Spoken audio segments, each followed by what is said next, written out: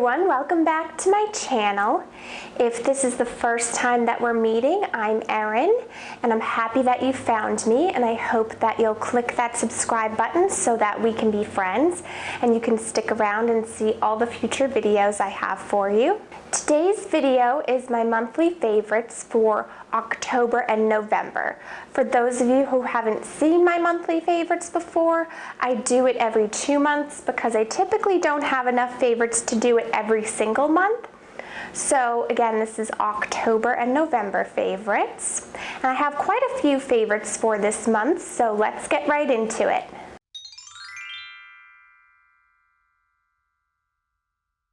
The first nail polish favorite is from Trust Fund Beauty, and this actually came in one of my Ipsy bags, and it is kind of a light purple or lavender but also grayish color, and I just really liked the way that the color looked on my nails. Plus it applied really easily, and if I remember correctly, stayed on for a good amount of time. So that is a favorite nail polish of mine. The other two nail favorites are top coats. The first is by Revlon, and it is their Transforming Effects Matte Pearl Top Coat. So by using this top coat, you can apply any nail polish and make it a matte nail polish. So it could be a shiny nail polish, but when you apply this over it, it makes it matte. But it not only just makes it matte, it kind of gives it a slight pearlescence to it, I guess you would say. I don't know if that's the correct word, because it's not really shimmer because it's matte, but it definitely gives it a certain type of a look. So I enjoy that because of the fact that it can make any nail polish matte. The other is one that I've heard a lot about on YouTube. I wasn't really happy with the top coats that I had been using in the past, and a lot of people who do the nail art and those sorts of things on YouTube recommended this one. I ordered it from Amazon, and it's the Seche Vite top coat, and it's supposed to be a dry fast top coat. I don't know if it makes them dry a lot faster than others, because I usually give my nails about a half an hour to dry fully, so that way I don't start to do things and then smudge them or whatever. So, but I will say that it does make them very shiny, and it works well as a top coat in terms of helping to prevent chipping and those sorts of things. So I've been happy with it so far. The one drawback I found so far is that it has a horrible smell. It has a very strong chemical smell, so you want to be careful about that for anybody who might be sensitive to that. You also want to make sure that you're not in a really enclosed space like your bathroom or anything like that. Make sure you're in kind of an open, ventilated area when you're using it. The other thing that I have heard from people about it is that when you get about halfway through the bottle, it starts to get kind of tacky and sticky, but I haven't quite got halfway through, so I'm hoping that doesn't happen, but we'll see what happens when I get to that point.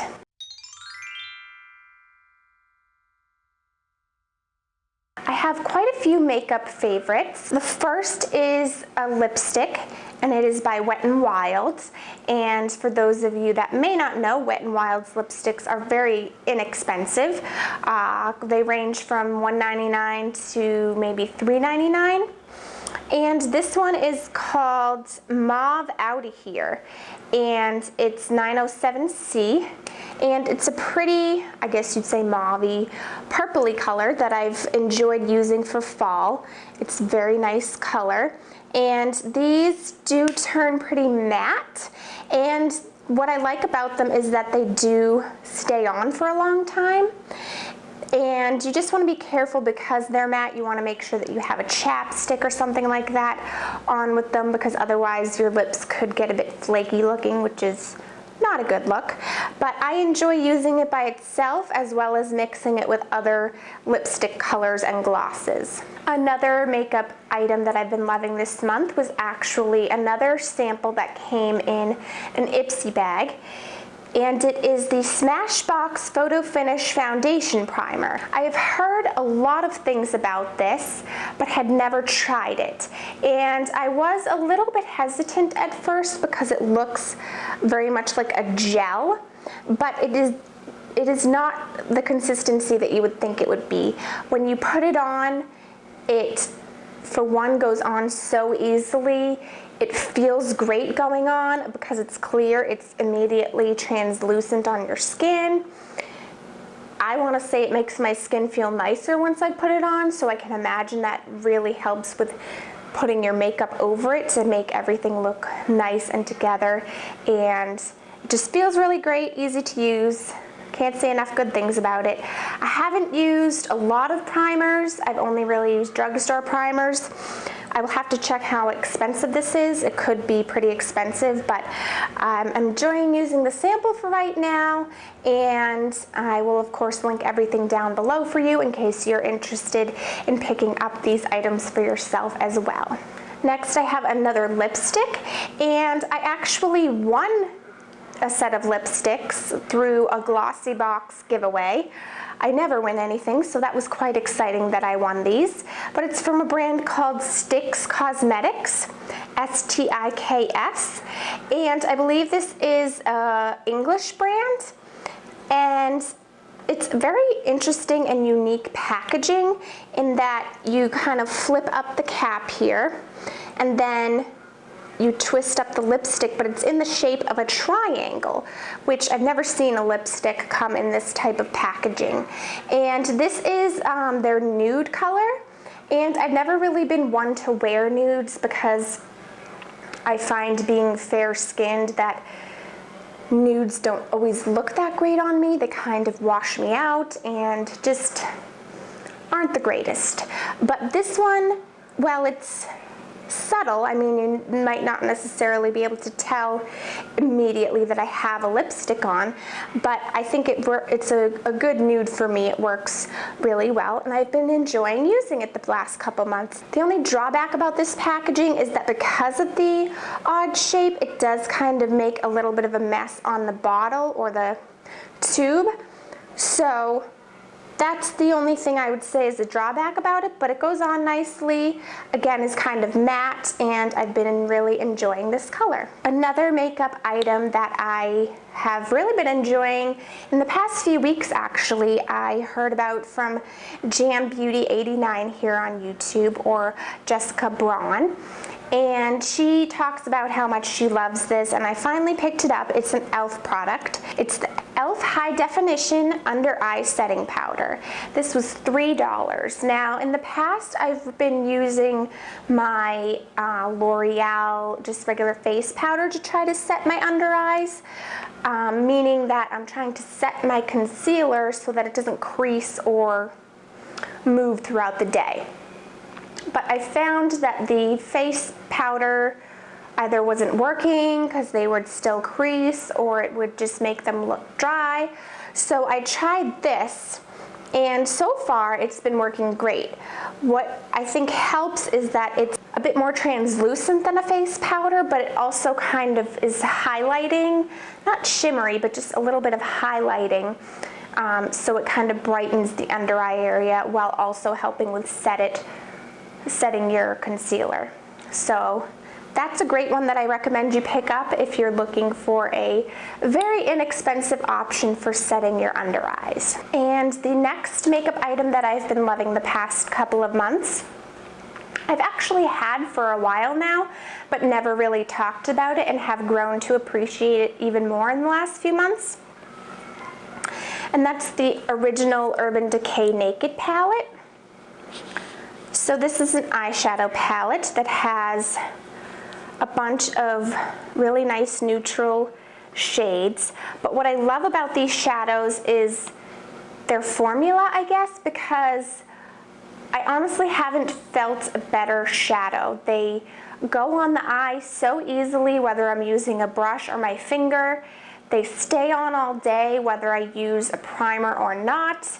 I mean, some of the lighter colors I probably need to use a primer more than the darker colors, but they just feel amazing on. They go on so easily. They are some of the best shadows I've ever used, and I highly recommend this palette.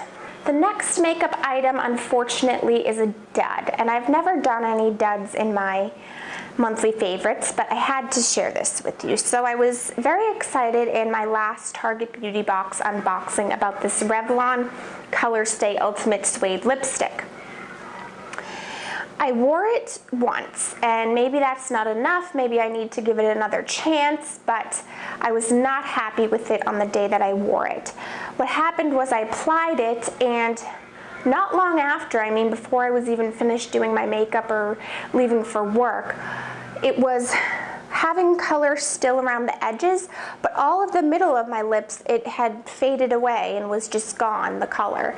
So one, that's not a good look. It was a bit awkward, and it just didn't make any sense to me. I don't know if it's the formula. It could just be this particular color. This is the color Wardrobe, but I did try reapplying to see if, oh, maybe, I mean, I wasn't eating, I wasn't drinking, but I reapplied to see if it was just a fluke or something like that, but it still did the same thing. The color would go away in the middle of my lips and just stay around the edges. So if you have this lipstick, you could probably mix it with a gloss or another color lipstick and it might work out okay. But I was definitely disappointed with the way that this stayed on, because it really didn't stay on. And the final sort of makeup item is actually a brush.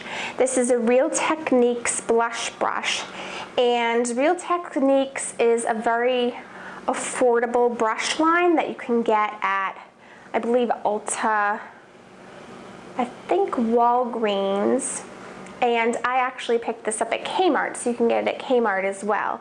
But what I love about it is that it's very soft, and it makes applying your blush very easy and effortless. You don't have to get a lot of blush onto the brush, and you don't have to basically just put a lot of effort or pressure into applying the brush. It goes on easily and smoothly. You do still have to blend a little bit, but I just really enjoy the way that this applies, and also the way it feels very soft. So I hope to try out some other Real Techniques brushes at some point, but I've been loving this one.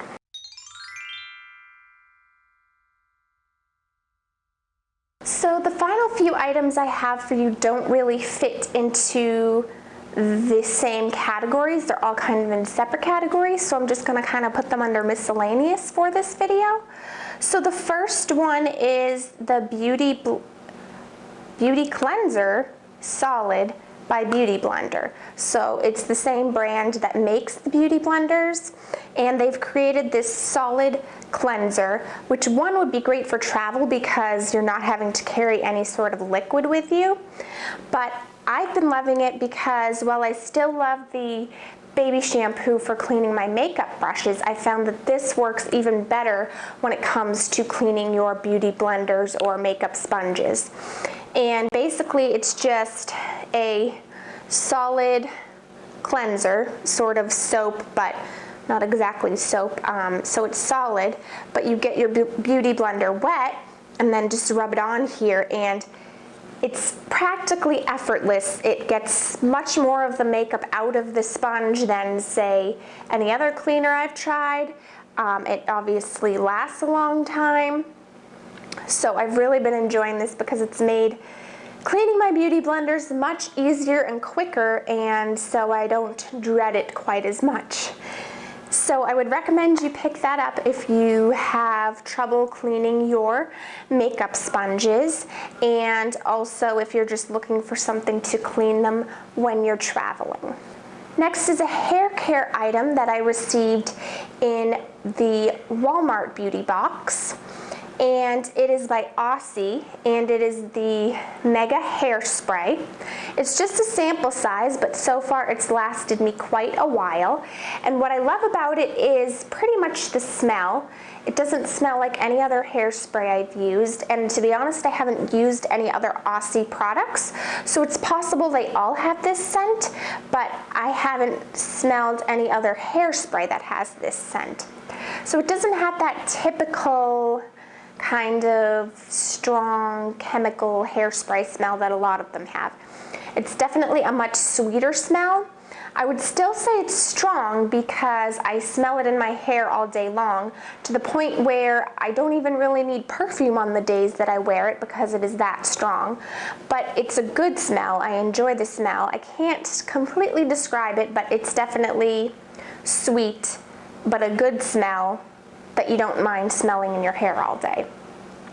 And I also like it because it's kind of a lighter hold, more of a flexible hold than a strong hold hairspray, which most of my others are strong hold hairsprays, so it's been nice to have something a little bit different. So if you're looking for a good smelling hairspray, then I would try out the Aussie. Next is a shave cream.